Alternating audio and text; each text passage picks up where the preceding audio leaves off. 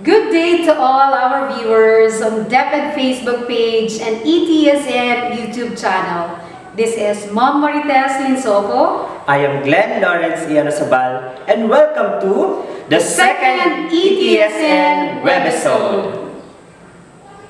The Department of Education, Naga City Division, through its Curriculum Implementation Division, or CID English, under Division Memorandum Number 46, Series of 2022, launched the e-TSN March Pilot Webisode and announced its first result last April 18, 2022 via DepEd Naga Facebook and e-TSN YT channel. e-TSN, or Talent Search for Nagañas Activities, aims to recognize and showcase the talents of every individual across different disciplines. Our pilot webisode showcased March observances and such as Fire Prevention Month, World Water Day, World Wildlife Day, and National Women's Month. e-TSN pilot webisode participants were given certificates from production staff, school heads, and PSDS. Again, congratulations to all the winners during the first webisode. And today, welcome to our e-TSN second webisode, which will showcase April, May, and June celebrations. Let's watch this.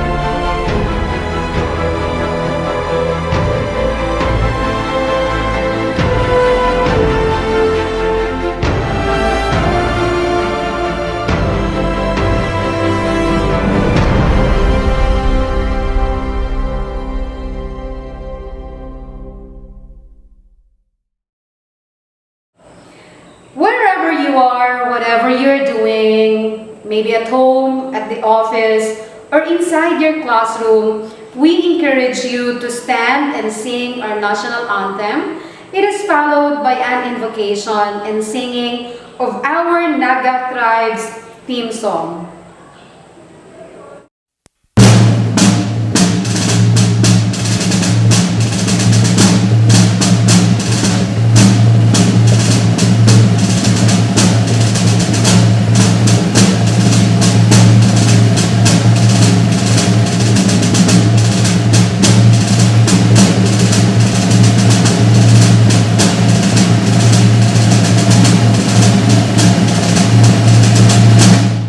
Mga kababayan, ang pambansang awit ng Pilipinas. Ang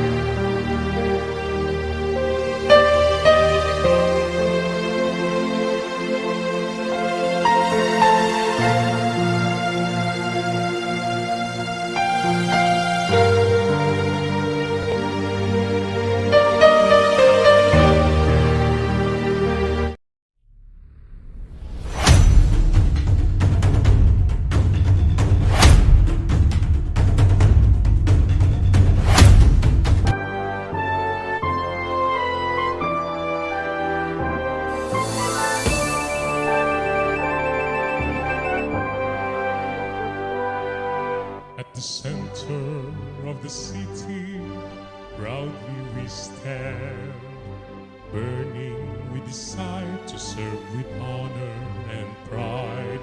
In molding young minds, we'll extend helping hand, upholding our values so noble and grand.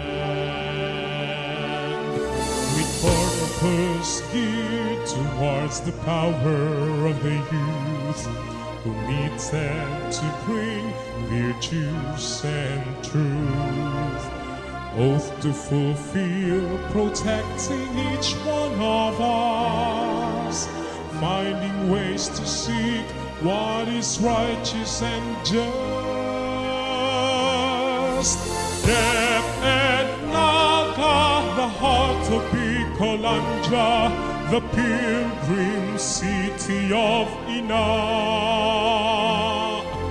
home of the noble heroes of the land, we're with you enriching your dream.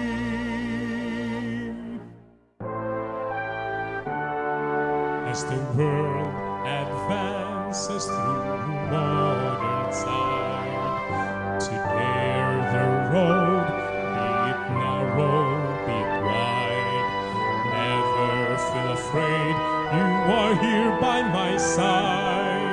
Together we can fly with God as our guide.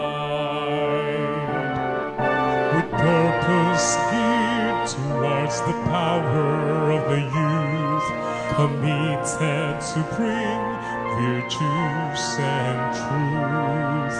Our oath to fulfill, protecting each one of us, finding ways to seek what is righteous and just. And Naga, the heart of Bicolanja, manhogmang lugar we fondly call, aiming for the best with a smile to the world. We're with you enriching your dream. Dep and Naga, the heart of Bicolanja, we're with you enriching your dream. We're with you enriching your dream. Your dream.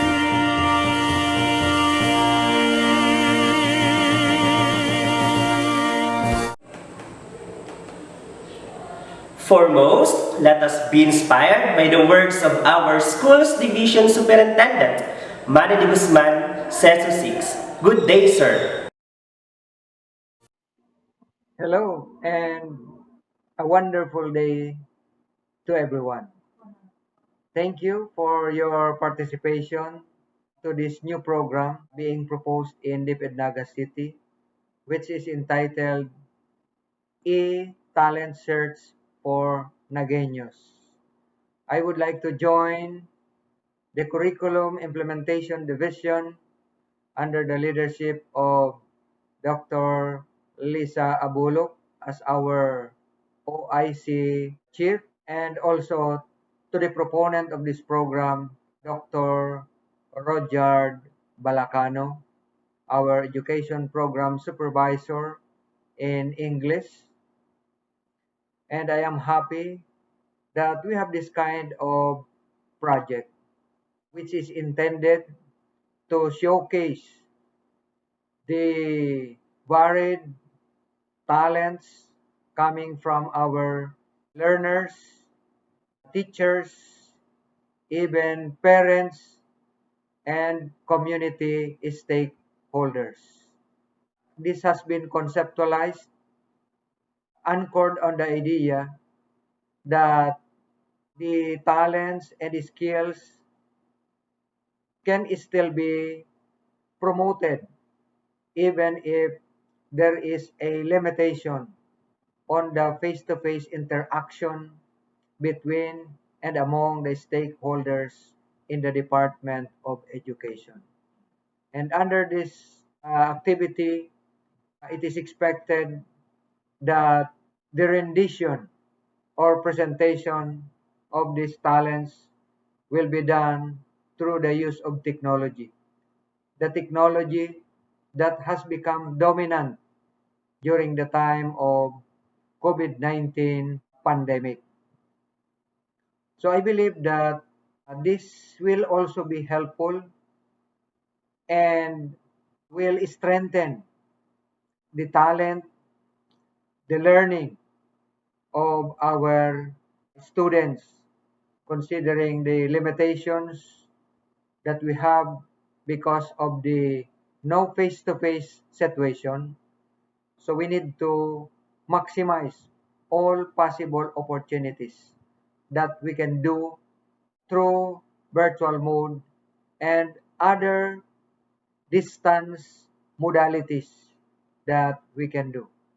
And this e-talent search is one of these strategies that we can do.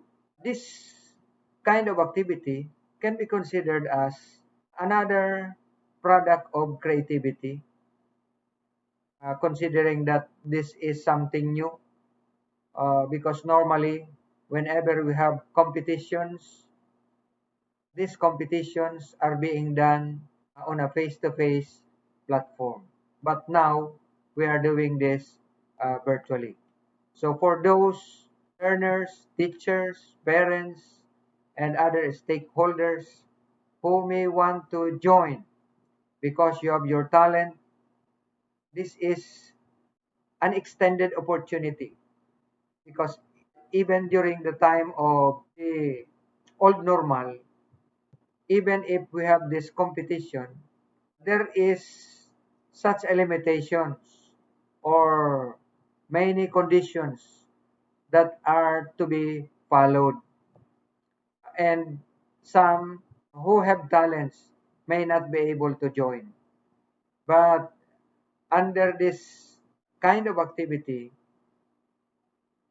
even if you are not given opportunity to participate on a face-to-face modality, this time you can participate, particularly if you have the skills in the use of technology. So this is the main purpose of the activity, for you to be able to showcase your talents and at the same time utilize the technology that is available to us. This is, according to Sir Roger, a competition, and whenever there is competition, there will be participants who will be declared winners, and there will also be awards. So I hope many are joining in this activity. I also join in inviting you to join in this activity, the e-talent search for Nagueños. My appreciation to Sir Roger for coming up with this idea, and I hope this activity will become a success. Thank you very much. Thank you to our school's division superintendent, Sir Manny Guzman, for appreciation and encouragement that inspire us to continue this kind of activity. Indeed, e-TSN is a product of creativity with the use of e-commerce. Sir Glenn, are you aware that the Division English Department has a farm theme song? Really, Ma'am Tess? Who is the composer of this farm theme song? It was composed by Ma'am Maria Teresa Sales Cerrillo, and we also have singer-artist. Let's all watch and listen to the music video of the song.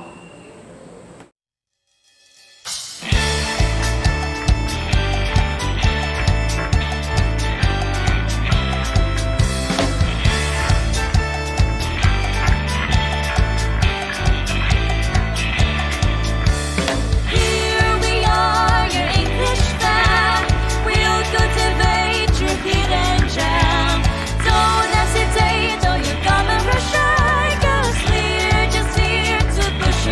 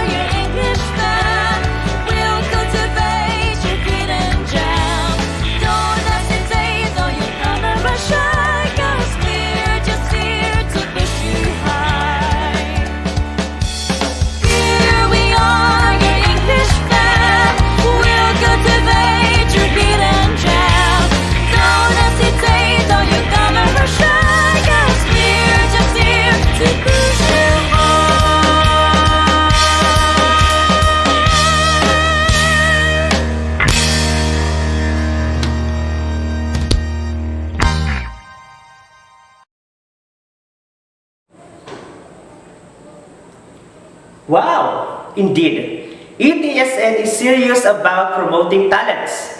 Speaking of songs, our first featured entry has a theme, Sing Your Praise, in which we have 3 entries. I will not keep you waiting. Let us all watch and listen.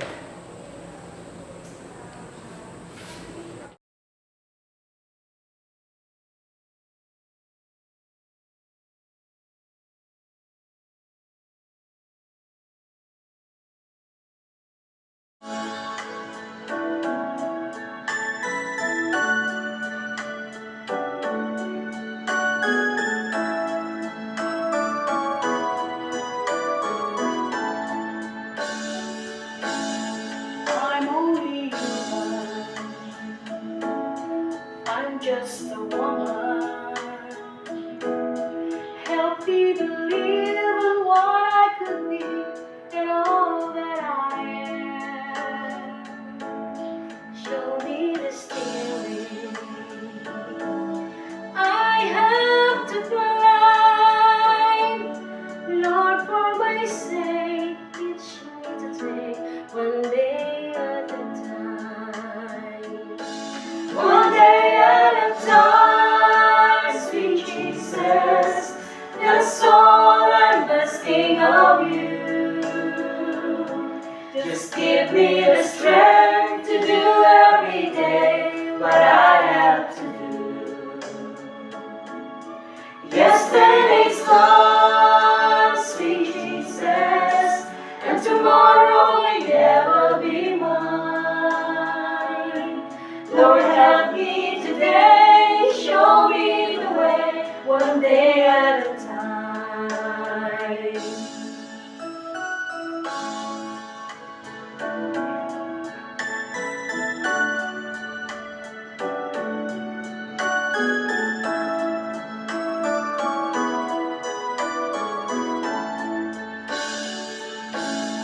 Do you remember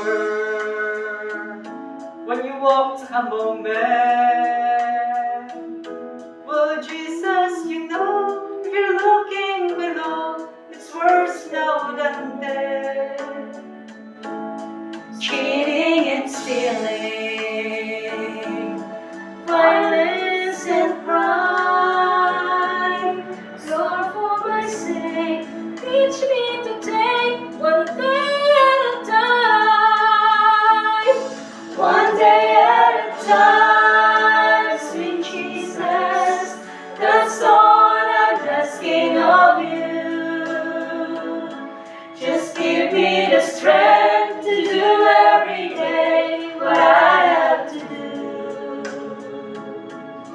Yesterday's gone, sweet Jesus, and tomorrow may never be mine. Lord, help me today, show me the way, one day at a time.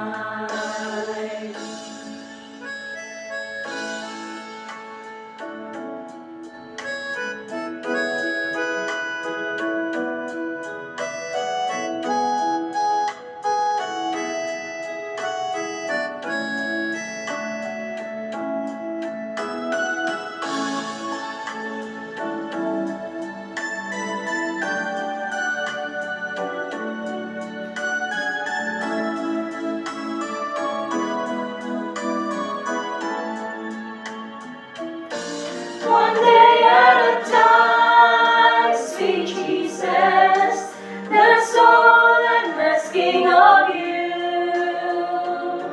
Just give me the strength to do every day what I have to do.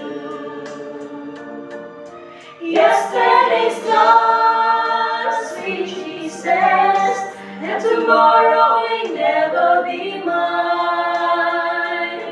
Lord, help me today, show me the way, one day at a time. Lord, help me today, show me the way, one day at a time.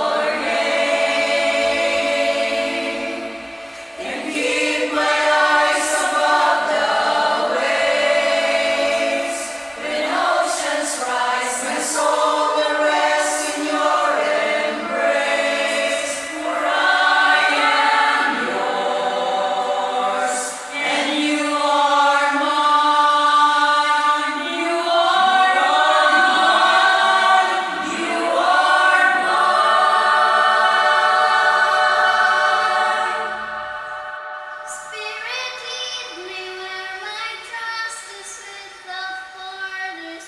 Let me walk upon the waters wherever you would call me.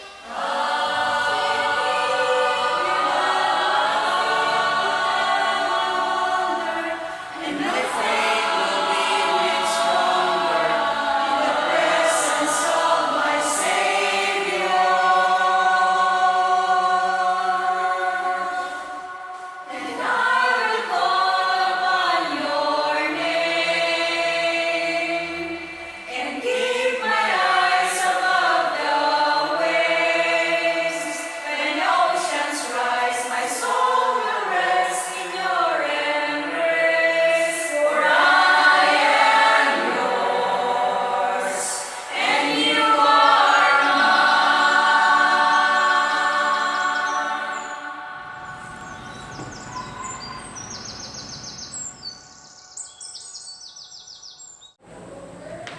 That was great! I saw how they prepared in this activity. That is true, ma'am. I also felt the unity in each choir. Speaking of unity, just a trivia, Sir Glenn. On May 1, 1903, the first Labor Day celebration in the Philippines took place in Plaza Moriones Tondo, Malacanang, where thousands of laborers gathered by the Union Obrera Democrática de Filipinas. They marched and protested independence against American capitalism and imperialism. This is the only international holiday created and proclaimed directly by working sector. It stemmed from mass actions worldwide that demanded safe working scheme, 8-hour labor, and better wages. And Sir Glenn, we are enjoying it up to this date. That's why it is very important for us Filipinos to celebrate Labor Day. Let's hear the monologues of 3 participants.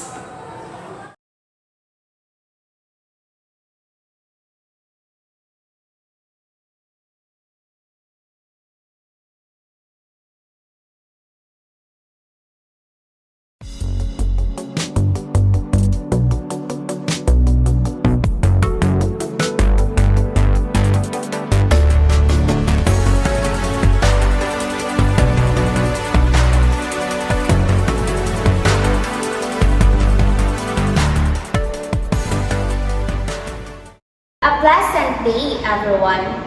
Being a student is the best gift that one can have in his life. We are given the opportunity to learn and grow in a constructive environment with like-minded people. We are allowed to make mistakes, correct those mistakes, and become a better version of ourselves. This takes me back to my high school days. I remember I used to keep dreaming of becoming a teacher. Well, to be honest, I had 2 professions as my dream, a teacher and a soldier. When I was a teenager, I loved teaching my classmates and friends about our daily lessons.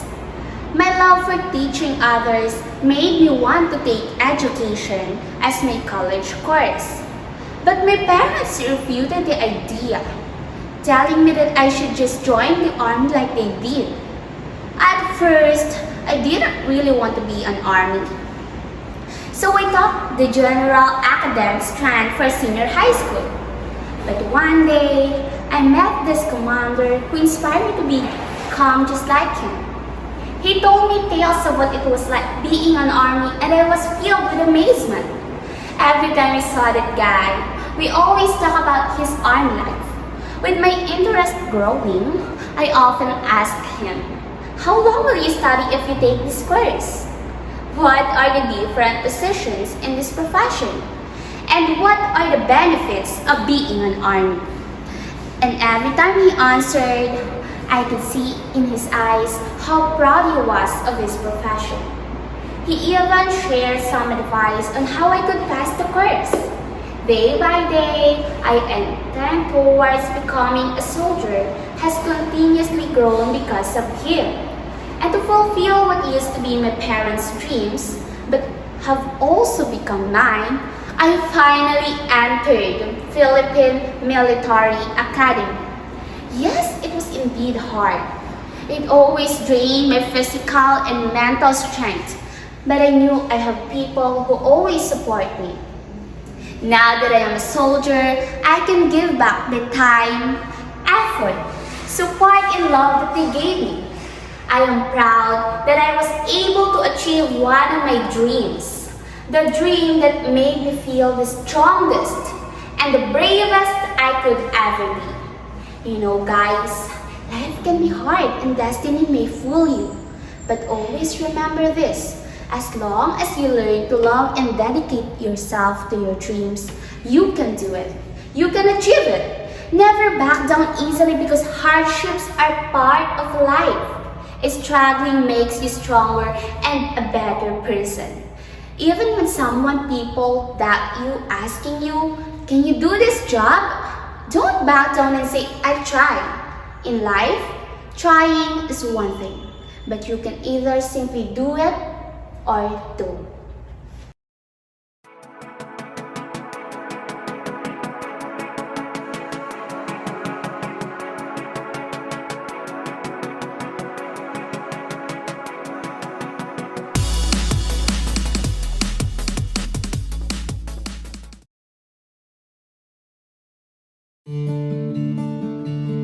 Hi, this is Maria Gabriel Coballes, 18 years old.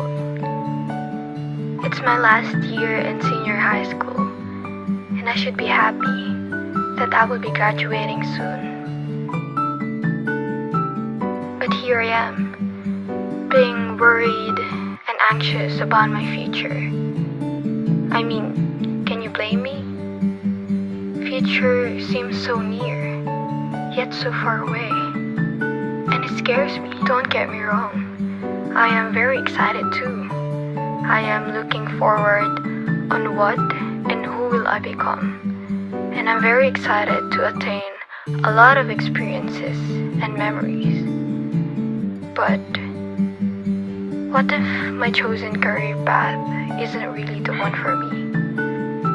What if my mind changes? What if I messed up? What if I fail? I don't know. My mind is a mess right now and full of nothing but what ifs. Will I succeed? Will I be able to earn tons of money? Enough to provide my and my family's needs and wants? Will my future self be happy? I really don't know. But one thing is for sure. Despite the fear I feel, the what ifs, and the other worries I have, I will make sure that I do my very best today, in my present, to be happy and to have a successful future. So, to the me 10 years from now, prove to me that my doubts about us were wrong, and give me the best future I could and should have.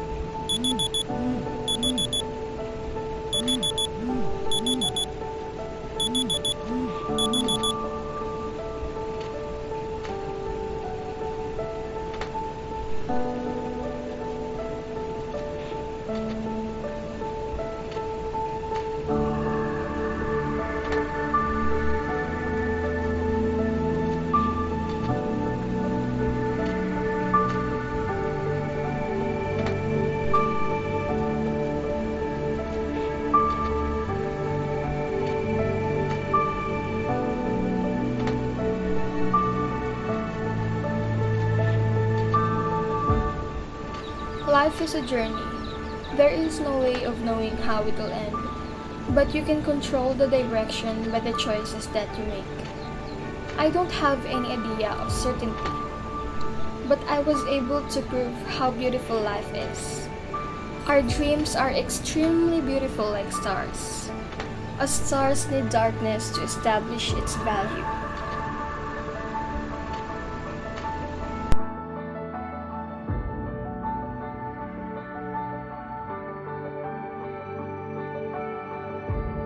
Our life is not a sprint. It's a long race and you're not in it just to win. At such a young age, I've become a working student. I used to have a lot of free time and I used to spend a lot of more time with my friends and family.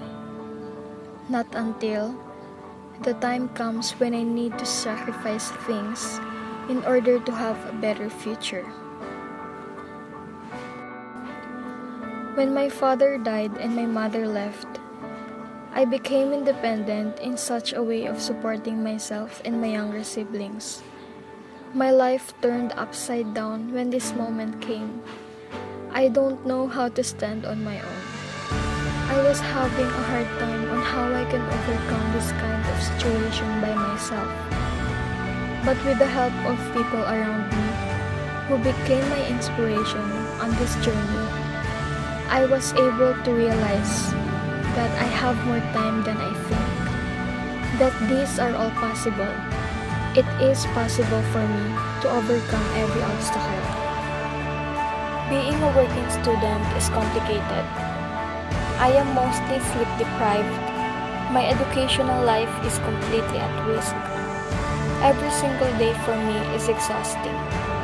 I will work full-time for 10 hours and will do my modules as soon as I get home. And I still need to give time for my small business to produce money for my expenses and necessities. I consider every possibility that would lead me to have a better future ahead. Everything that has happened has led me into this moment. Everything worked out exactly as it should be. I work in a fast food chain. I had my small business of cakes and pantries. Working and studying at the same time is not easy. I must sacrifice a lot of other things for the sake of my own development. But with my time management skills, I was able to handle everything pretty well. But knowingly that I already had a stable present by myself is already an achievement for me. All of my hardship has paid off at this very moment.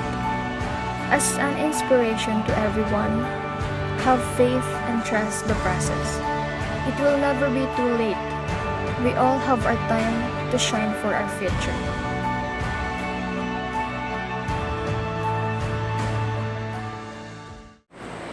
What a showcase of talents! Our participants really did well in this healthy competition. I like that healthy competition. Thank you, ma'am. Did you know that according to World Health Organization or WHO, the harms of tobacco use are well established? Tobacco kills over 8 million people every year, and it also destroys our environments needed for health and well-being.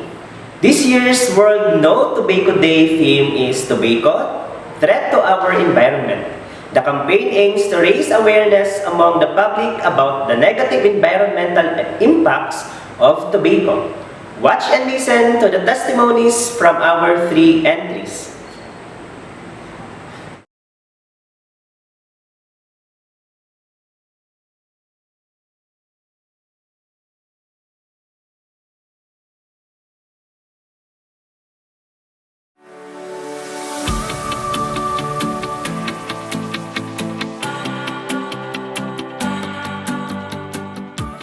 Hi everyone, I'm Jan Ian Gamora, a 6th grader. Have you seen this sign? How do you feel looking at this? Isn't it great to be in smoke-free places?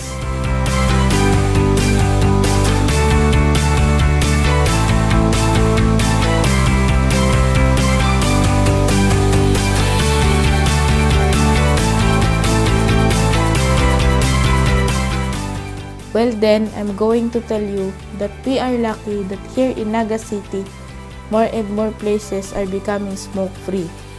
Yes, I am one of those who have seen indoor and outdoor places which have this sign. Certainly, we all know why we need to post this, most especially in places where people gather together for some events. I can see this sign also in the barangay where I live.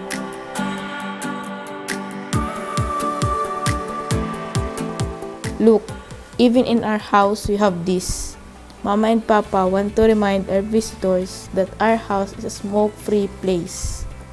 That's why we do not have lighters, ashtrays, even during special occasions, so none dare to smoke.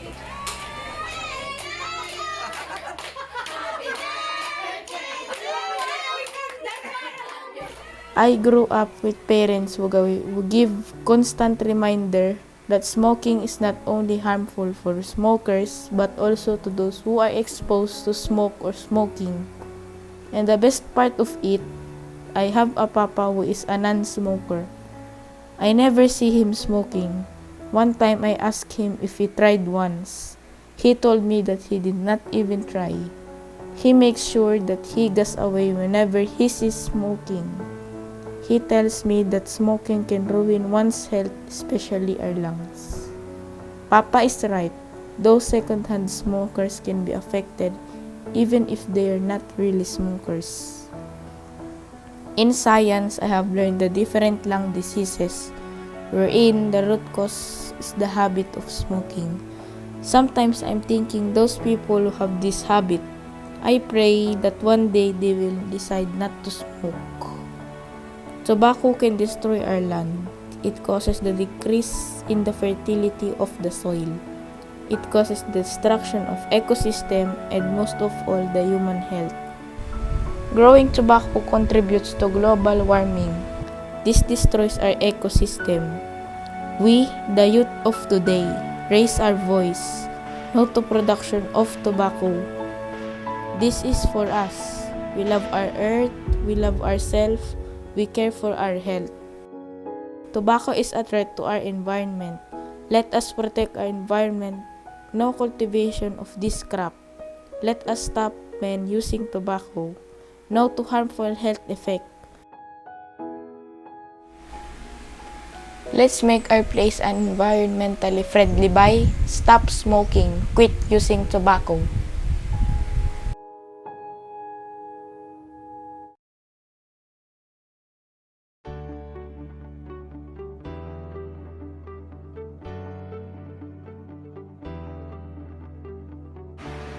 So good morning class. So bago yan, we studied about health. So sa health is meron tayong iba-ibang category. We focus to addiction. Sa addiction is maraming iba-ibang katangian. So especially like ML. So ano pa yung ibang pang katangian? Ikaw? Drugs. Come to drugs is ano pa yung ibang drugs na nangyari? So gusto mo, ikaw? Smoking. Sa smoking is talaga, proven and tested na talaga yan. Sobrang nakaka-addict talaga yung paninigarilyo. Especially yan. So ako nga is, isa rin ako sa mga taong na-addict sa smoking.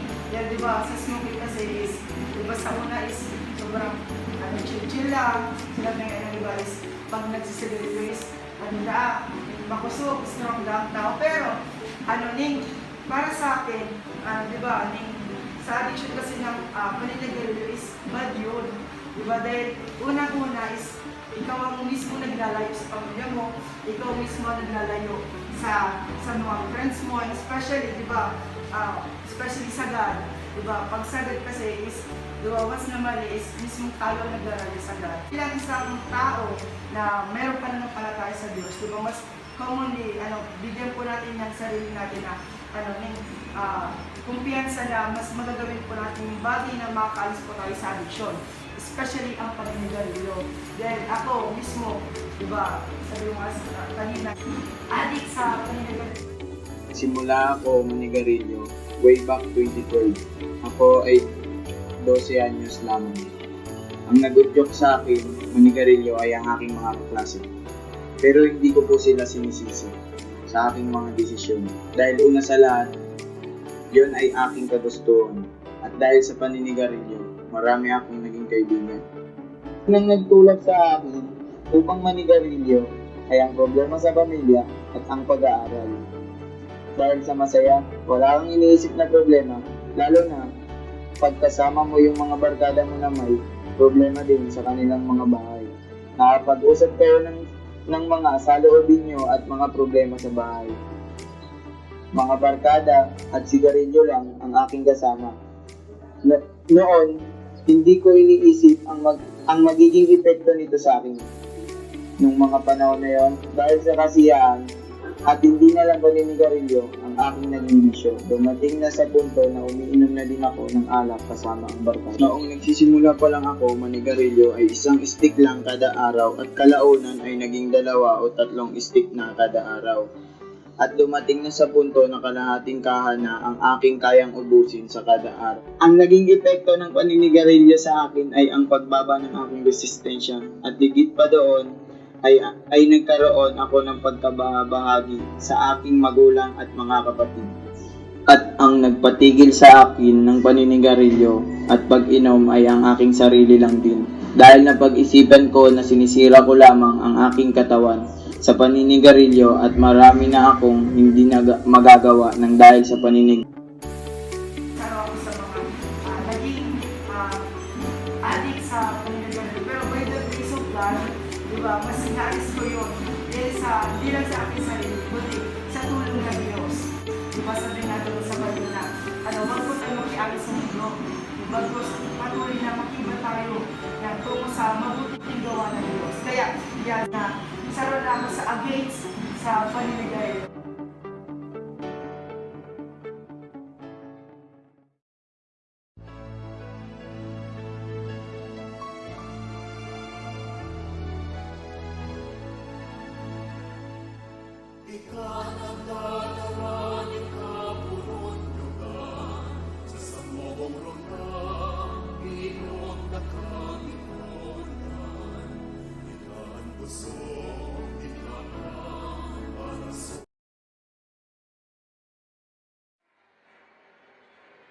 Hi, I'm Emmy. This short video is about the danger associated with tobacco manufacturing process. In 1995, researchers estimated the annual global environmental costs of tobacco manufacturing included 2 million metric tons of solid waste, 300,000 metric tons of nicotine-contaminated waste and 200,000 metric tons of chemical waste. Pollution resulting from the manufacture and transporting of tobacco and tobacco products has to date received relatively little attention, despite the fact that it may be one of the greatest sources of tobacco's environmental damage. To avoid the weight of corporate responsibility, transnational tobacco companies' manufacturing activities have often moved away from countries with strong environmental regulations to pollute countries with less stringent environmental standards instead. Thank you for watching. Again, I am Emmy and I am from Baladas National High School. Sir Glenn, those entries are really eye-opener, aren't they, Sir Glenn? That's right, ma'am. Especially to our youth. Yes, the information campaign of Naga City Division through e-TSN teams will also serve as a call to action, engaging relevant stakeholders, internal, external, particularly our youth, our students. Here's our Assistant Schools Division Superintendent, Ma'am Cecil Ferro, CESO 6, to inspire us more. Good day, everyone. My respects to our Schools Division Superintendent, Sir Manny D. Guzman, and my special greetings to the Chief Education Program Supervisors, the EPSS, PSDSS, school heads, teachers, and learners, and other members of the DepEd family and our stakeholders who are with us today. At the outset, I would like to congratulate the Curriculum and Instruction Division, headed by the OIC Chief, Dr. Lisa Abulok, and to the proponent of this project, e-Talent Search for Nagüeños, the Education Program Supervisor in English, Sir Rudyard Balacano. I am happy about this activity because of some reasons. Number one, it obviously encourages creativity. When we say creativity, the ability to create, to imagine, to innovate, or to make something new about the things we think about. It is good that a person thinks. Second, it allows participants to apply knowledge and skills across disciplines or subject areas.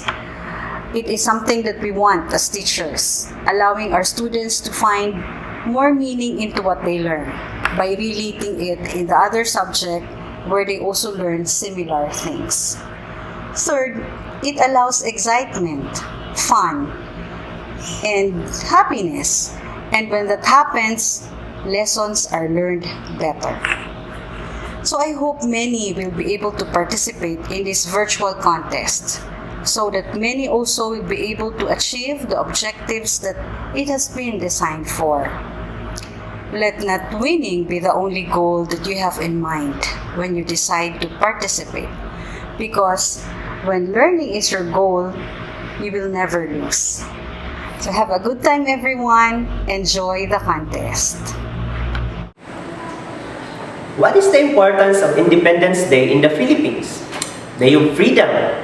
Independence Day, or in Filipino, Araw ng Kasarinlan, or also known as Araw ng Kalayaan, is an annual national holiday in the Philippines observed every 12th of June, commemorating the Philippine Declaration of Independence from Spain on June 12, 1898. Let us know more about the importance as we watch and listen to the spoken poetry delivered by 3 participant schools.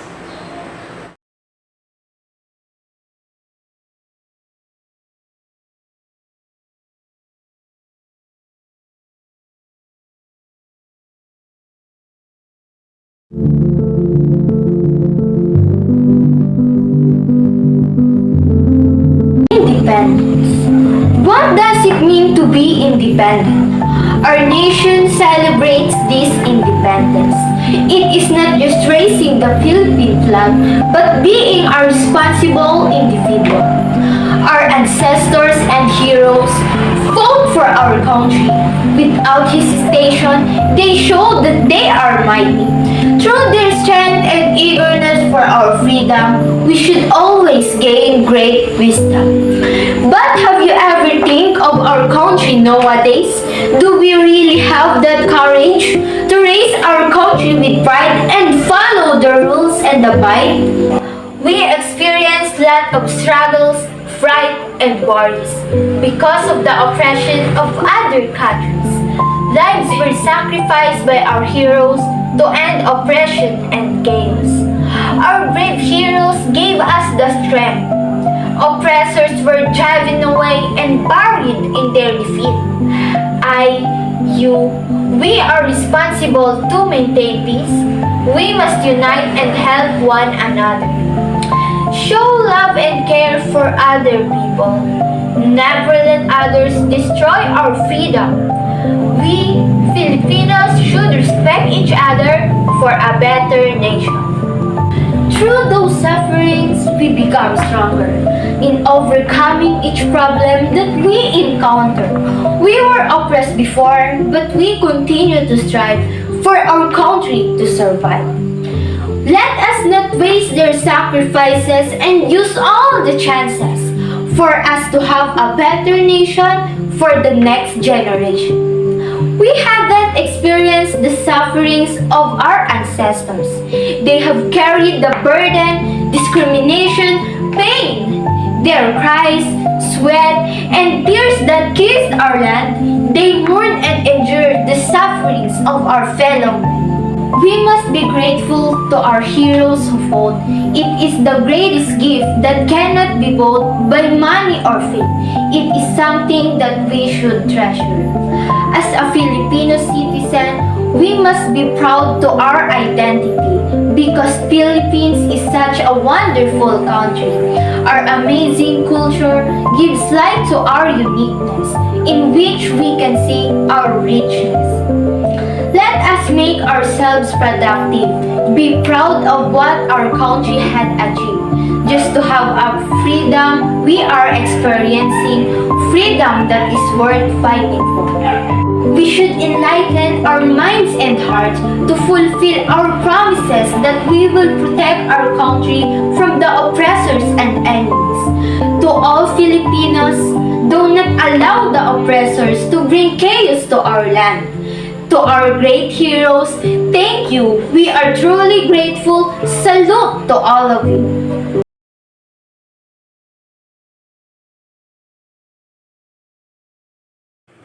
Today is National Freedom Day. It's time to set yourself free, liberated from the shackles that bound you. Let go of the ties that bind your heart.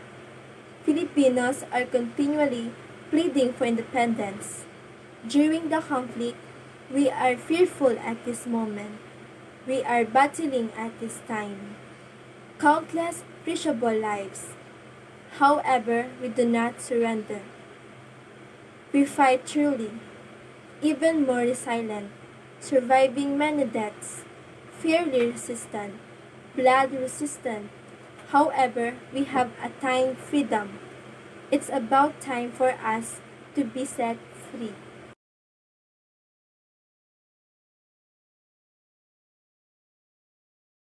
Independence! This generation's fervent shout out! Independence! Have we fought for it? Or do we still have to fight for it? You know, independence is great word. Such a big thing to say, even more to achieve. In a world where abuses, threats, and lies were once tolerated, the hearts of people that were once filled with fear and hatred. Lies that everyone wants to believe. Now, look around you and proudly say, independence! Never forget how our heroes served as beacons of hope, the epitome of bravery and love for the country. Without the heroes of our nation, independence would hardly be an option. Despite the dark paths, the difficult battles, they fought for what is right and what is just, to free us from abuses, threats, and lies, even if it means risking their lives. Looking back to our forefathers' heroic struggles, and exploring are all that remain, do they be more than voices in our hearts? Is it enough to accept us true? Is it enough to surrender to? Just how much independence mean to you?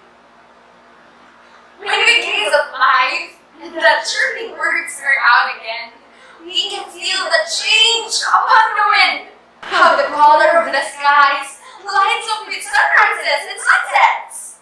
With the laughter and cheers, feel the hearts of men, women, and children. Well, we can tell. We all have the same feelings of searching and free. And just how much independence mean much to a certain degree. When we look up and see just how wonderful it is when our flag is being raised, that priceless feeling of patriotism shows that we Filipinos of this generation should nurture the reward of this so-called big word, independence phrase. And in our minds and needs, keep this thought. Yes, we have fought for it, and truly, it's worth fighting for beyond. Independence!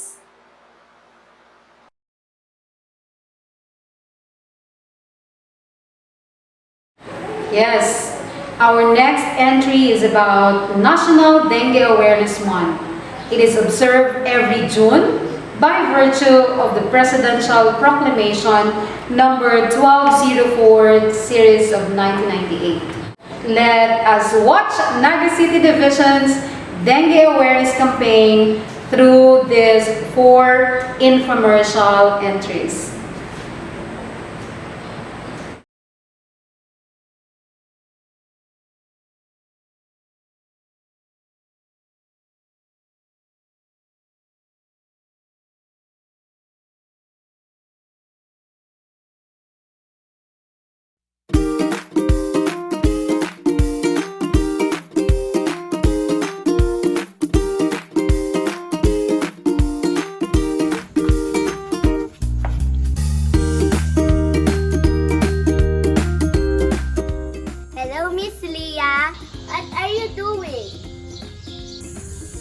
posting an infographic about dengue because June is the National Dengue Awareness Month.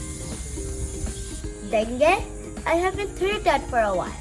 Miss Leah, could you please give us information about that disease? Of course, Ken. Listen attentively and make sure that you will share it to your family and friends. Remember, prevention is better than cure. Okay, Miss Leah. According to World Health Organization, dengue is a viral infection transmitted to humans through the bite of infected mosquitoes. The primary vectors that transmit the disease are Aedes aegypti and Aedes albopictus. Aedes mosquito need a small amount of water accumulated in a container like object. Some mosquitoes like living near people, while others prefer forests, marshes, or tall grasses. All mosquitoes like water because mosquito larvae and pupa live in the water with little or no flow. Different types of water attract different types of mosquitoes. Common symptoms of dengue include fever, headache, pain behind the eyes, rashes, nausea, vomiting, muscle and joint pains, lasting up to a week. There is no specific treatment for dengue, yet you can still consult a doctor and do what is advised.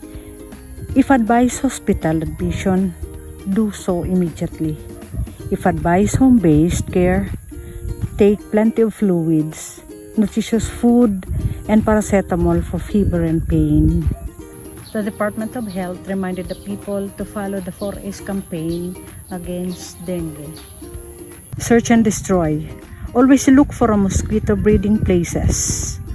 Cover with water containers, pails, and other potential breeding places of mosquitoes. Securing self-protection. Install screen on windows and doors in homes. Use mosquito repellents. Seek early consultation. When you experience symptoms, consult the nearest doctor immediately. Support fogging and spraying. If there have been several dengue cases in your barangay, request local officials to conduct anti-mosquito spray to hotspot areas. You may also spray your homes with anti-mosquito sprays. Here in Grandview Elementary School, we strengthen the awareness campaign against dengue.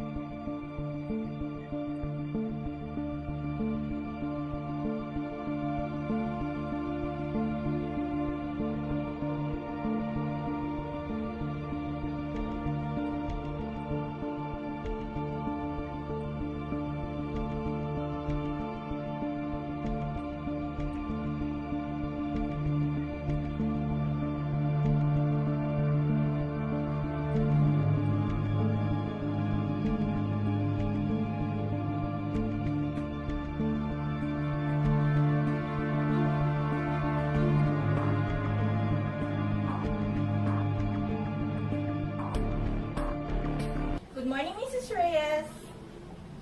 Is there any dengue case in Barangay Tabupanada City? Oh, may I ask the number of infected persons? Alright. Thank you very much. Keep safe. I think I need to transform! What's dengue?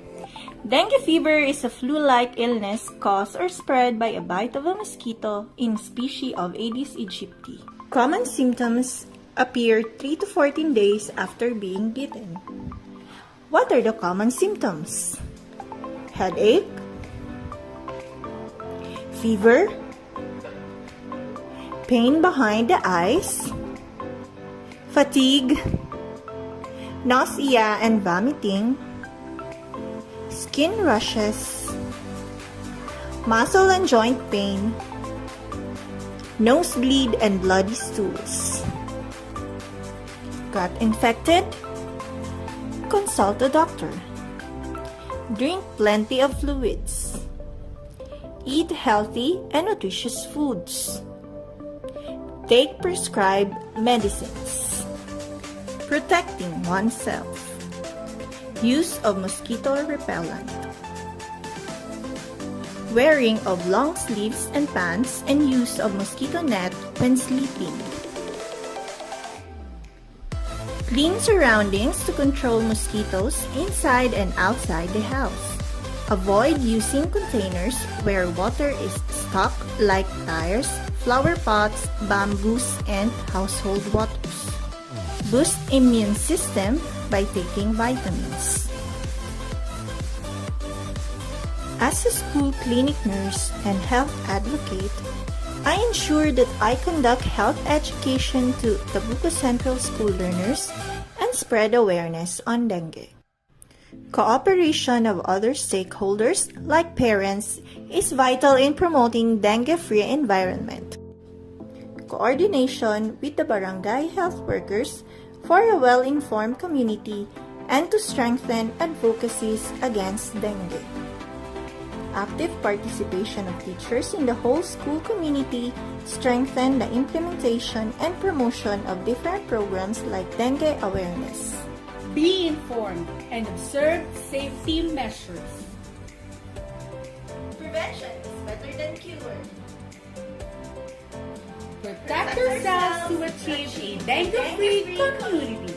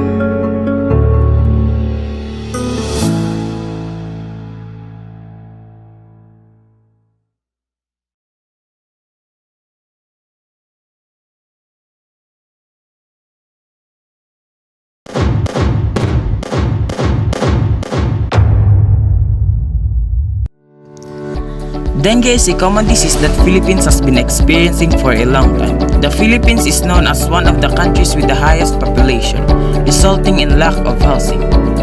Many people build houses close to riverbanks or canals. These locations are very prone to contamination, making this a good place for a dirty insects to manifest, which includes mosquitoes that causes the dengue virus. Based on the ASEAN Post, the Philippines has recorded the greatest number of cases and the most at risk of dengue in Southeast Asia. In 2019, the Philippines Department of Health declared a national dengue epidemic after 271,480 dengue cases were reported between January and August 2019.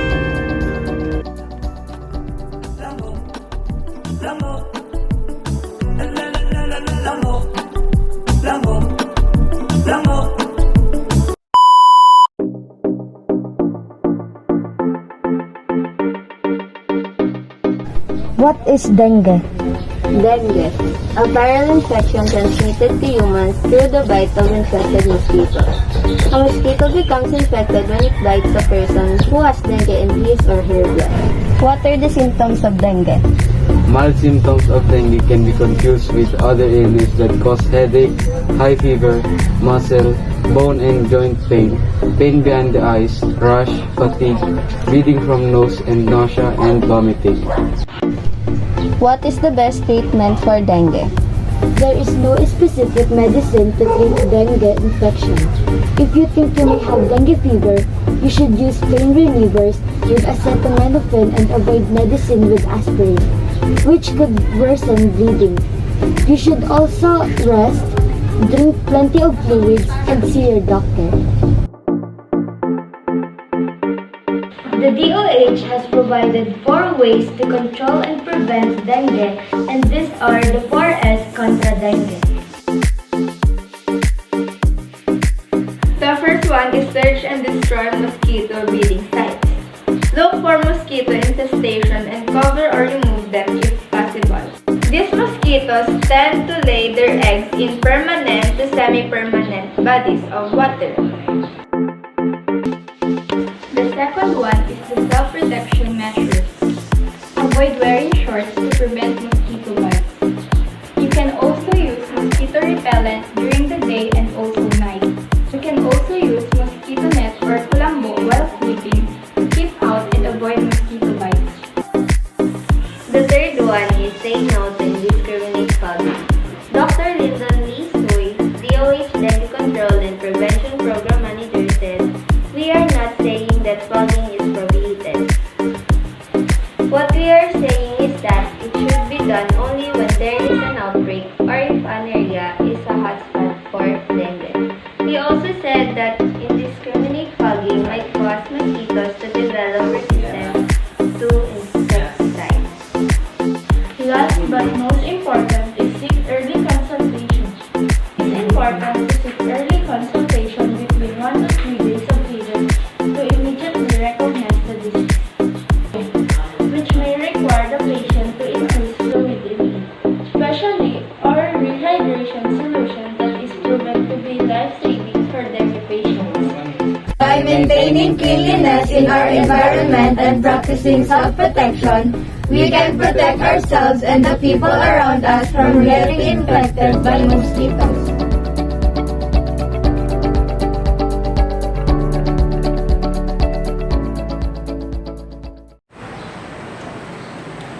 Ma'am Tess, the Department of Education remains true to its mission despite pandemic, and the anniversary has been more meaningful. According to Secretary Briones, it's because of the unifying spirit of bayanihan among officials, partner agencies, hard-working teachers and non-teaching, and most especially, the learners and parents. Watch as the school heads and teachers prove that the pandemic was not bad at all. They have discovered their untapped talents in TV broadcasting. Here are the entries.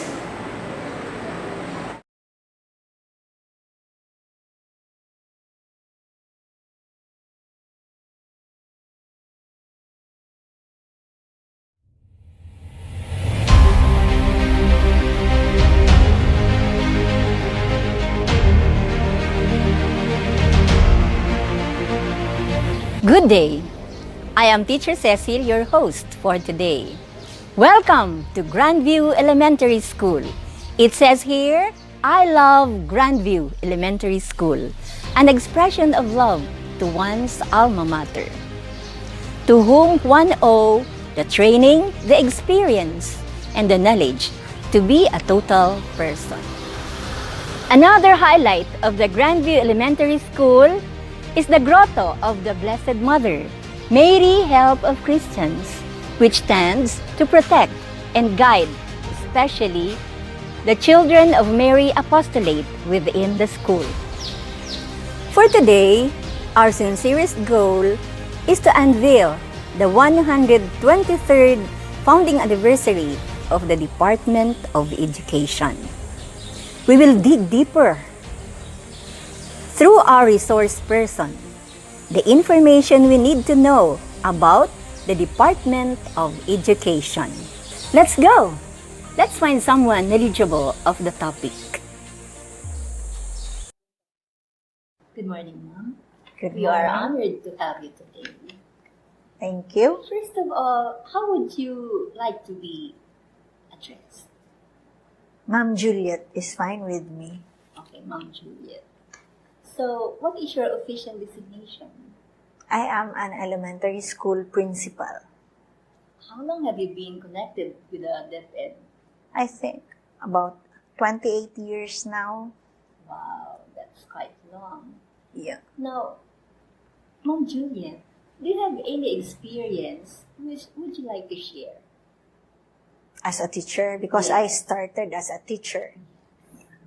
It was way back in 1994 when I was fresh from teaching in a private school. And then I applied in the Department of Education. Then I was assigned in a far-flung barangay. Oh, it was very, shall we say, an eye-opener, my experience there. It was very different from my experience in teaching private school. The people there, they don't know Sharon Cuneta, Robin Padilla. They don't have TV. They only have radio. And the way of life there was very simple. I handled grade 1 and grade 2. I handled grade 1 and grade 2 there. And the pupils would walk about an hour. Yeah, before they can reach our school. And then, if it's raining, I would expect the attendance to be at least 50% due to the distance. And I think it was a very memorable experience for me because I have to walk 24 kilometers 24 weekly. kilometers. Weekly to reach that place, our school, where I was assigned. And then, if I want to ride the 6x truck, I have to be there at 6 o'clock. 6 o'clock in the morning. In the terminal. And then, expect that I would be on top of the sack of rice. Oh. That's how difficult the transportation there. Usually, I was late, so I have to walk. I have no choice but to walk the 24 kilometers. For how many hours?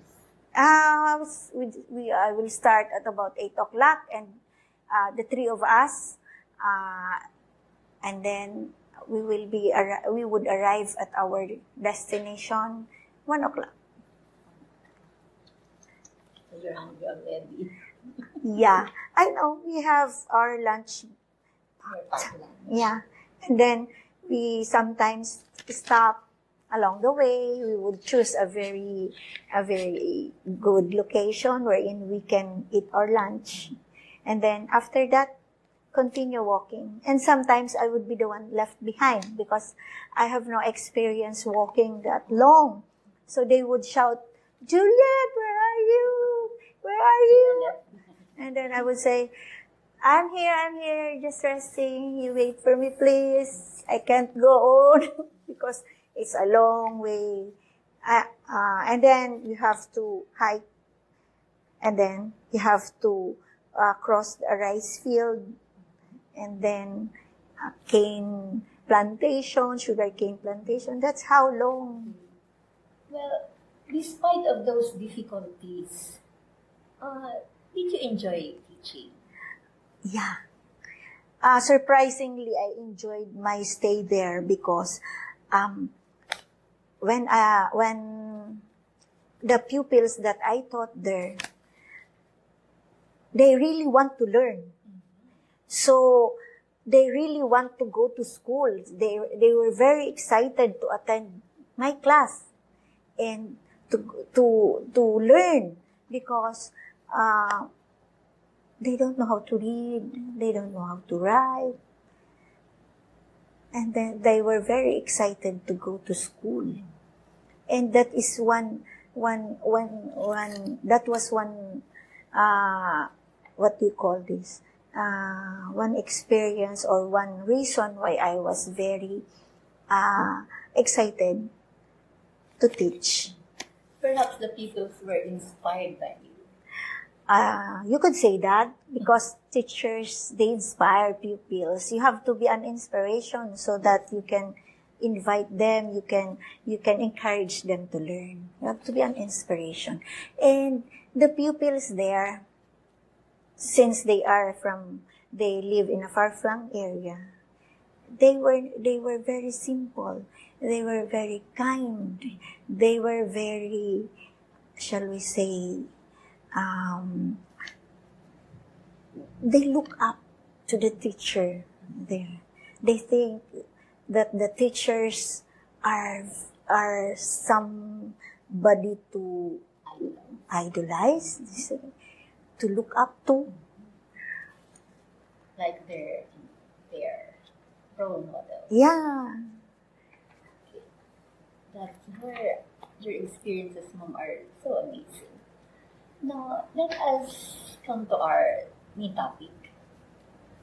The Department of Education celebrated its 123rd founding anniversary last year, 2021, in June 2022.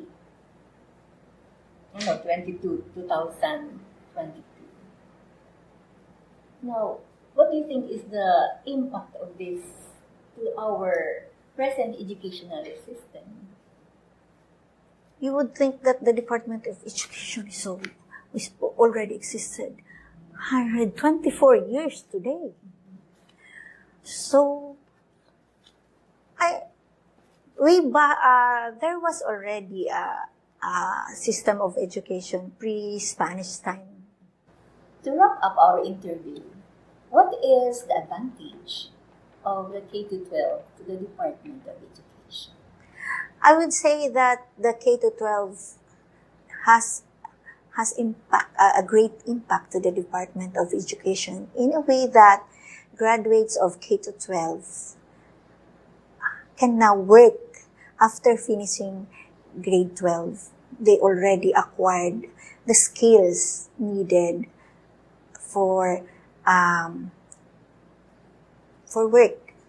So if they can choose to study further or they can choose to find work. So I think this K-12 education has impacted very much, has great impact on the Department of Education. Okay. Thank you very much, Madam. You're Ma'am welcome. Juliet. Thank you also. That ends our interview.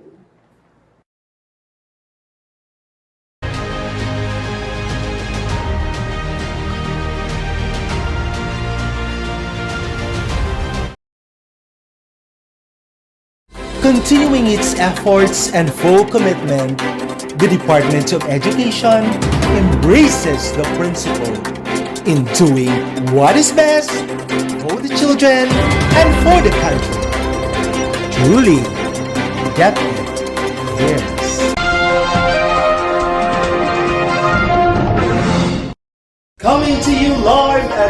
TCS Broadcasting Station. This is Naga Newsline. We educate and we bring the truth for you. Naga Newsline. An informative day for everyone. This is your anchor, Luis P. Marasigan, ready to bring the latest news for today. And for the headlines, Naga celebrates founding anniversary. Mega City Division spearheads competition for DepEd.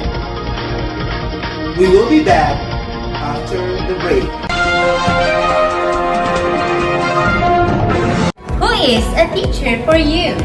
A second parent. The person who understands differences in developing learners. Someone who brings learning to pupils.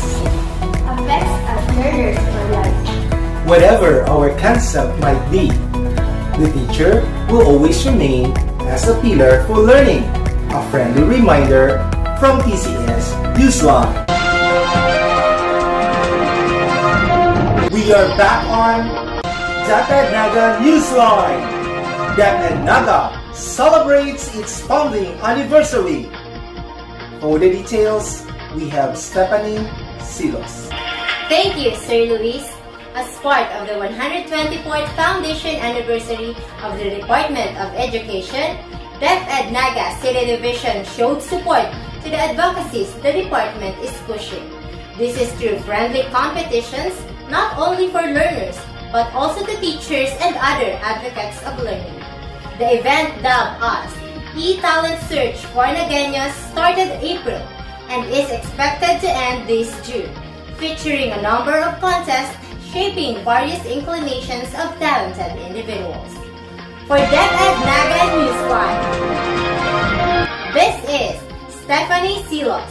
Back to you, Sir Luis. Thank you, Steph. We will be back after the break. Virus! COVID virus! What will happen to my studies in this very limited world? Don't worry, we will find means to let you learn continuously. We have modular, online, and other approaches available. Glad to know that. Thank you, teacher. You're welcome. The Department of Education will always try its best to provide learning for you. A message of concern from DepEd and this station. Back here on Naga Newsline, we have Steph once again as she holds an interview with a person behind this broadcasting and field reporting event. You are now online. Sir Luis, we are here live at DepEd Naga City Division Office to ask relevant questions to the man of the hour, the father of English learning area in the division, Dr. Rudyard C. Balacano. What motivated you to come up with this brilliant and one-of-a-kind event? We conceptualized the e-Talent Search for Nagueños. This project aims to recognize and showcase the talents. In celebration of DepEd's founding anniversary this June, we choose school heads and teachers as participants in TV broadcasting and field reporting. 6 observances worth celebrating, coupled with 6 events worth joining. So what are you waiting for? Join e-Talent Search for Nagueños and show the world what you've got. For DepEd Naga Newsline, this has been your correspondent, Stephanie Silos, saying, DepEd Naga truly cares. Back to you, Sir Luis. Thank you, Steph. And that ends our broadcast for today, May 29, 2022. On behalf of our field reporter, Stephanie Silos, and our television and overall presentation technical head, Tracy Perez. This has been your television anchor, Luis P. Marasigan, saying at DepEd Naga Newsline, we sacrifice for truth with an open mind.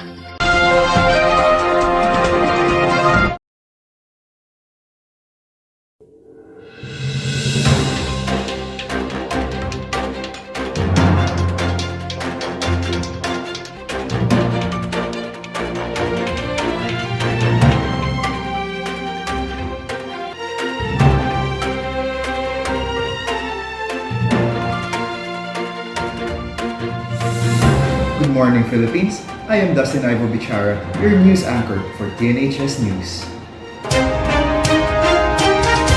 The pandemic has brought a lot of challenges to the education sector. This is the time to showcase how the teachers are doing and how they are responding to the pandemic. Here's James Medina for his report. Inago National High School spearheaded the Community Learning Hub initiated by Jennifer Natshor and Dr. Delia Villanueva. Together with some teachers of TNHS and other teachers from different schools, they supported the program through their act of volunteerism. The CLH is a project of Office of the Vice President. Its goal is to guide the students who are experiencing difficulties in their learning process. James Medina, TNHS News. Para sa bata, para sa bayan. Thank you, James. Now, another online innovative program explored by Tinago National High School English Department in response to the need of the times. Ma'am Tess, on to you. In January of this year, online international cultural exchange program was launched. This is a tripartite program of Tinago National High School, Naga Parochial, and Sagok High School in South Korea. This is also in partnership with one of the stakeholders, Sonta Club of Naga and Kamsur. TNHS in particular intends to integrate contextualization in promoting Bicol language and culture in local and international level. Teslin Soko, TNHS News, para sa bata, para sa bayan. Now, let's move to face as an answer to the crisis of the situation. Details from Gerald Tarbago. Go ahead. COVID-19 pandemic hit the world and all private and public schools were forced to shift from face-to-face classes to distance learning. After 2 years in the midst of the pandemic, Tinago National High School embraces new normal as it opens last March 1, 2022. Health and safety protocols were observed like checking of temperature, hand washing, physical distancing, and guided by arrow mark to ensure the safety of the teachers and students. Gerald Darubago, TNHS News, para sa bata, para sa bayan. Back to you, Ivo. That's awesome, Gerald. Now, on to preparing future teachers for the new normal. We have Jessica Rivera. 24 teacher candidates from Naga College Foundation deployed at Tinago National High School participated in a series of intensive seminar workshops conducted by the latter, which aims to equip them with skills essential in the academy. Here with me is one of the pre-service teachers, Sir Jerome Calderon. So sir, how was your experience? As a student teacher here at Tinago National High School, these seminars and workshops provided to us helped me to get the bird's eye view of what and how us teachers should perform in real world scenario. These seminars I have attended are fundamentals of a teacher in a reality of teaching. Thank you so much, TNHS. Thank you so much, Sir Jerome. Jessica Rivera, TNHS News. Para sa bata, para sa bayan. Excellent. Now, let's move on to the last headline, which is recognizing teachers' efforts put forth in the most trying of times. Go for it, Kenneth Leona.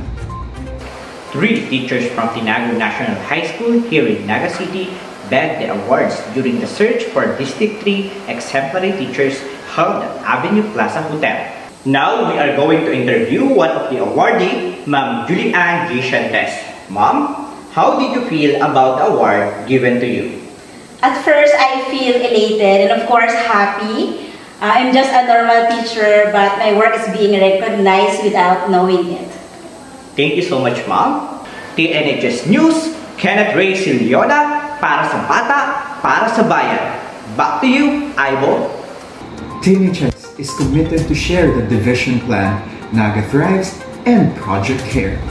This has been Dustin Ivo Bichara, para sa bata, para sa bayan, TNHS News.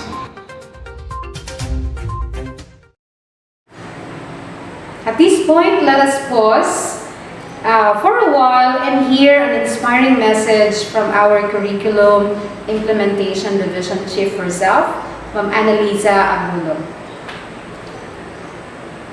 Good day, everyone. My warmest congratulations to the teachers, learners, and community stakeholders who participated in the e-Talent Search for Nagueños, spearheaded by the Education Program Supervisor for English, Dr. Rudyard Balacano. Thank you, Ma'am Liza, for your unwavering support and inspiring message to all of us. Another trivia, Ma'am Tess. Yes, what is it? Presidential Proclamation number 1307, Series 2007, declaring the third week of June as the National Safe Kids Week. It focuses on preventing unintentional injury among children. It was created to empower parents to take simple action that can make a big difference in the safety of their children. Are you excited to listen to our 5 storytelling entries? There they are.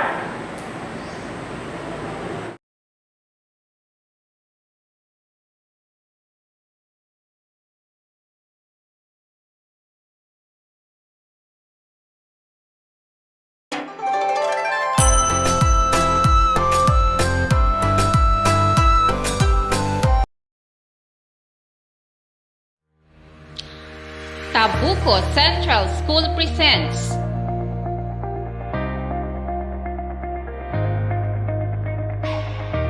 in association with National Safe Kids Week.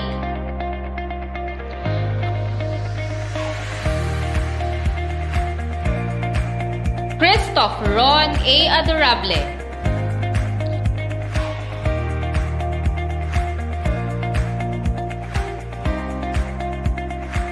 In a storytelling contest with his piece, What Does It Mean to Be Safe by Rana Di Oreo. Illustrator, Zen Liu. What does it mean to be safe by Rana Di Oreo? What does it mean to be safe? Does it mean beating up to home plate? No. Does it mean never taking a risk? No. Does it mean building a wall? No. Being safe means feeling secure in our environment, protected from danger, and learning how to respond to emergencies. Being aware of your limits and honoring them, respecting the power of things that could harm you. Drawing healthy boundaries with people you know. Understanding that yes means yes and that silence is not yes. Not giving in to peer pressure and not accepting bullying. Knowing that your problems should not be secrets. Being able to tell someone what you think or how you feel without being afraid you'll get angry or hurt you. Having people in your life, parents, grandparents, friends, teachers who care deeply about your well-being. Not revealing information about yourself to strangers. Feeling as though everyone has access to what they need and choosing your own beliefs, whom you love, and being accepted from being you. Checking first with your caring adult when you feel uncertain. Believing you can ask for help and receive it whenever really needed. Being safe means listening to your inner voice and realizing you have the power to protect yourself and others. So show your friends what it means to be safe and spread the word. When we take care of ourselves, our families, and our friends, our world is safer, more peaceful, and more joyful place.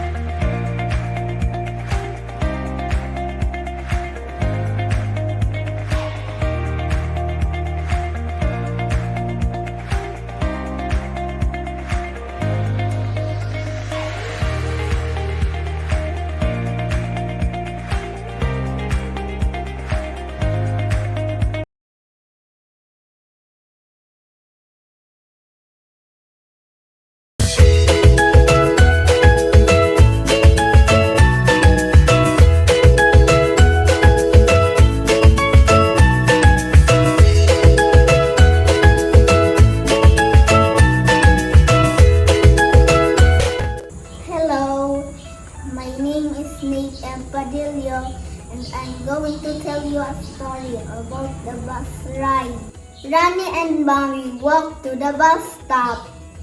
A big yellow bus arrives. 6 pairs of friendly eyes look out of the bus. Ronnie climbs in. Conductor uncle helps her up the steps. She waves goodbye to her mommy. She takes a seat near a window. The bus stops many times. Other children get in. Always remember, keep safe when riding a bus. Use the pedestrian lane in crossing the streets.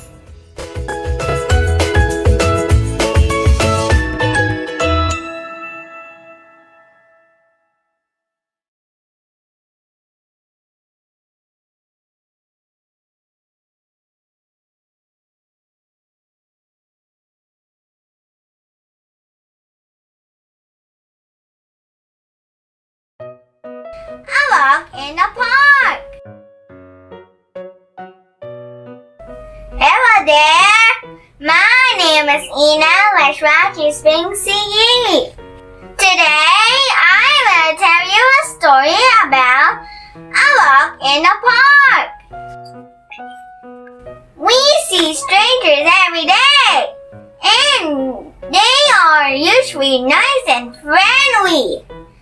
So we don't have to be afraid of them. But we should always make smart choices around the people we don't know. Last weekend, me and Mommy and my friend Gio went to the park. We played pass the ball board. I shouted, Gio, pass the ball! Board. Oh my! The ball rolled away from us. So I shouted again. Come on, Gia! Get the ball back! Gio said, Wait, are you a very good dog?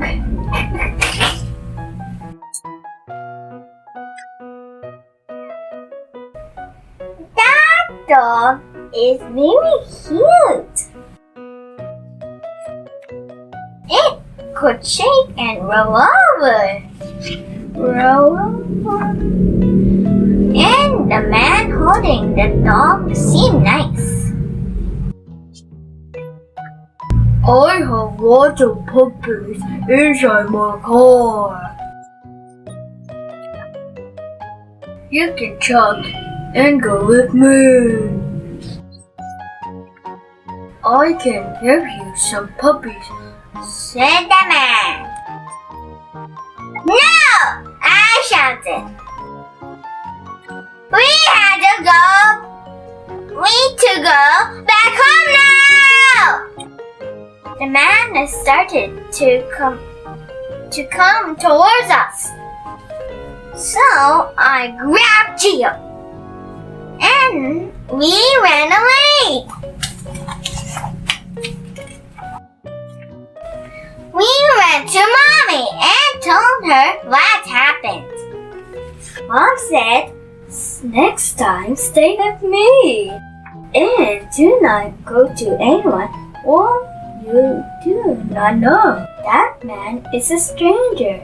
You should not talk to strangers or go anywhere with them, even they seem nice.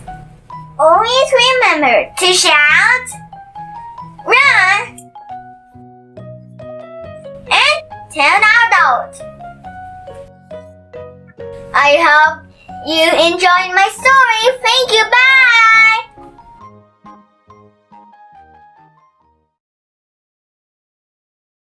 I am John Michael F. Pilardo, Kinderpin from Dr. Domingo G. Absedi Elementary School. The two cats and a monkey. Once upon a time, there were two cats.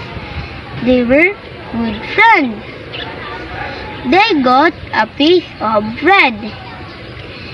While sharing the meat big and small piece. So they began to fight for the bigger piece. At the same time, a monkey saw them fighting. A monkey said, "I will share it equally." He beat to the bigger piece to make it equal. Again, spat the other bigger piece to make it equal. Pet by pet, he ate the whole bread and went away happily. The 4 cats lost the bread. Moreover, we must want to share what we have. Thank you for watching. Sir Glenn, do you know how do we celebrate World Environmental Day? Each year, the United Nations Environment Program, or UNEP, chooses a particular issue to focus on. This year's June 2022's theme is Only One Earth, focusing on living sustainably in harmony with nature. Sir Glenn, people celebrate World Environment Day in many different ways all over the world, like planting trees, cleaning up local beaches, organizing meetings, joining online protests, and in our very own division, we conducted poster making contest. Here are the 5 participants.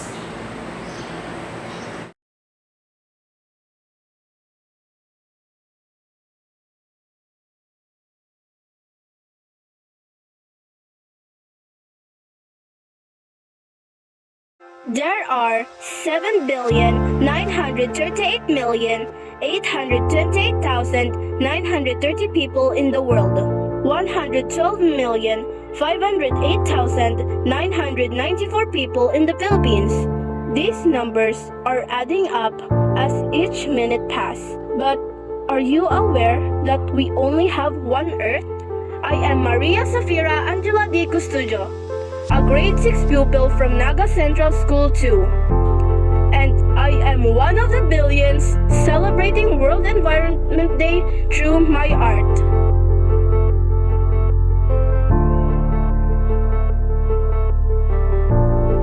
This poster shows the beauty of the earth that should be taken care just as how we take care of ourselves. Its development should be sustainable and not be destructible. Our earth is only one.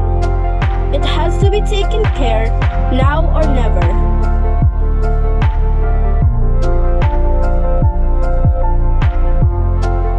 The earth has a human face because the earth, just like us, should be taken care of. The face of the earth is the people. We are part of the earth, so we should do our part to preserve our only home. I also included a book which represents our hunger for knowledge. Knowledge on how to properly handle our natural resources, the proper ways to share, educate, and inspire others to their part in protecting the earth.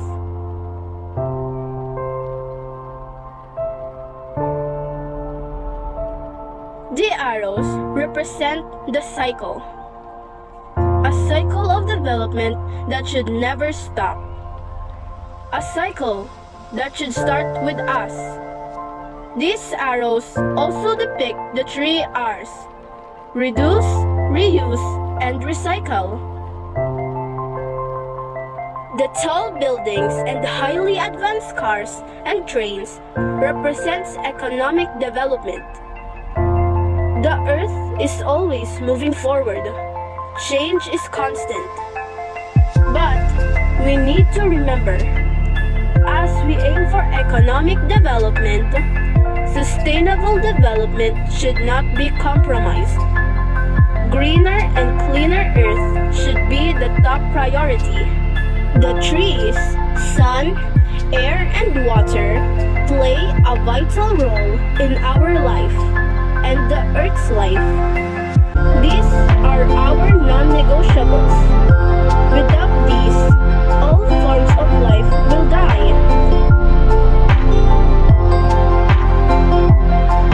As we celebrate World Environment Day, let us all be reminded that the Earth relies heavily on its inhabitants.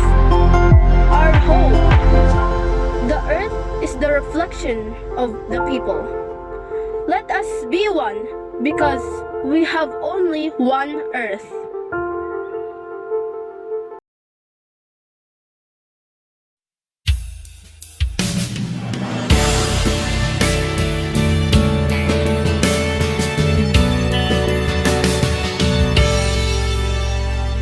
Ihip ng hangin sa aking dumarampi.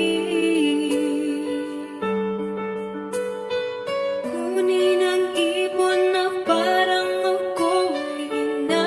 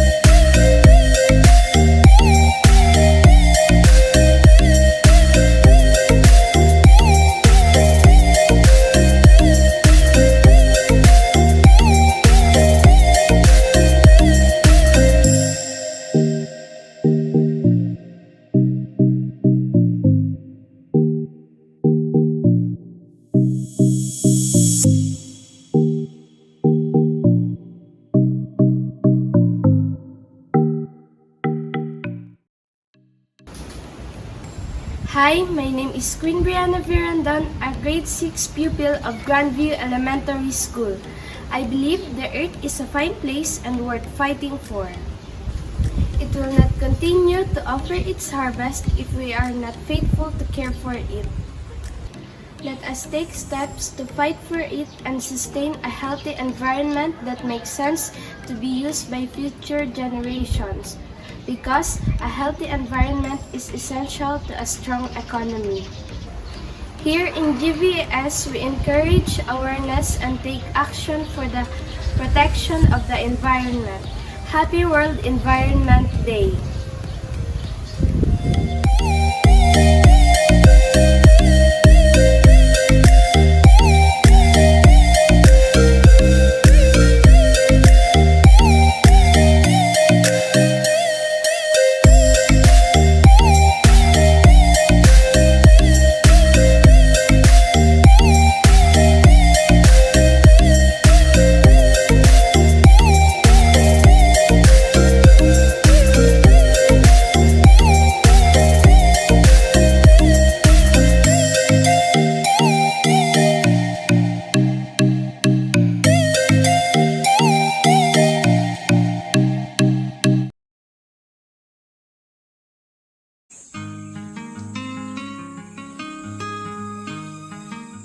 Our environment is one of the most important aspects to survive on this planet. Moreover, it is the only thing that can make life sustainable.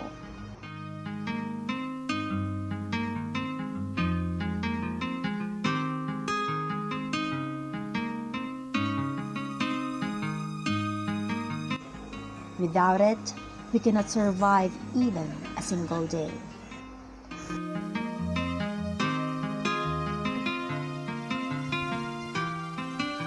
Thus, it is important that we should take care of the environment and get rid of all the exploitation that we are causing it.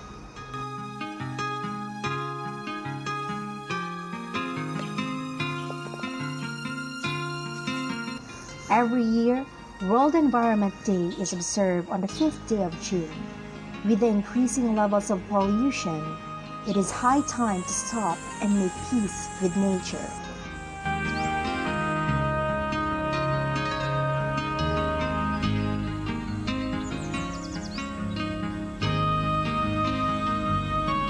It is a day when we raise awareness and take the action to protect our environment. We also remember how much Mother Earth had given us.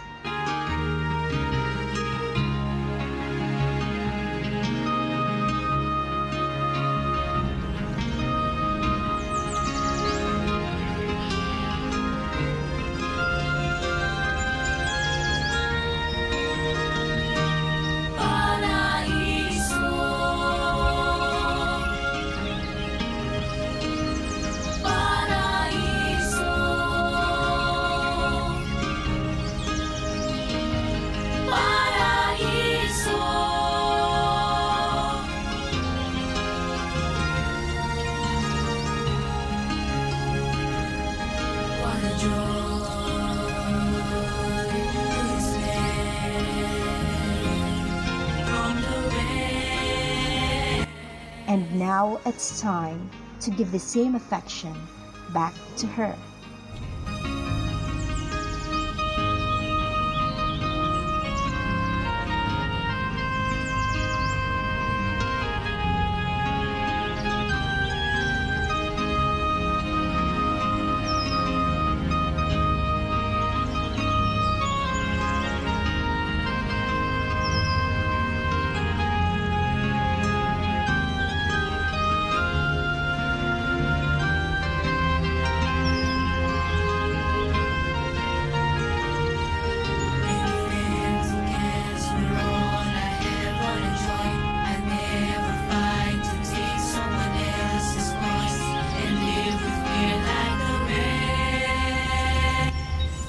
This poster will show us the main purpose of celebrating this day, which is to spread awareness about the conservation of our environment and be responsible to our duty, which is to protect our Mother Earth.